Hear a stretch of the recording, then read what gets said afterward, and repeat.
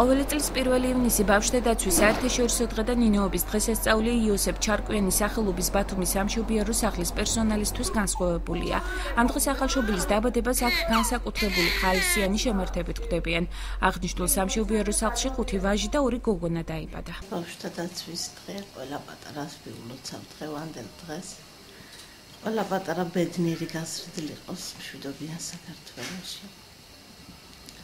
ბედნიერი დედა ვარ დღეს შემეძინა მეორე ქალიშვილი. აჭარის საზოგადოებრივი ჯანდაცვის ცენტრის ინფორმაციით რეგიონში არსებულ სამედიცინო დაწესებულებებში გასულ წელს სულ 5661 ბავშვი დაიბადა. მიმდინარე წელს კი მაისის თვის ჩათვლით 1734.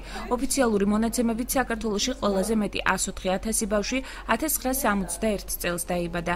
მედიკოსების თქმით აპრილისა და მაისის თვე ნაკლები შობადობით გამოირჩევა, თუმცა წელს მაისის თვეში ბათუმის სამშობიარო სახლში დაბადებულთა რიცხვმა 220-ს მიაღწია, რაც წინა წლის იგივე თვის მაჩვენებელს 10-ით აღემატება. დღეს განსაკუთრებულად შემართებით და კარგი სტიმულით ვართ სამსახურში, იმიტომ რომ ბევრი ახალშობილი იბადება ჩვენთანაც და ყველგან.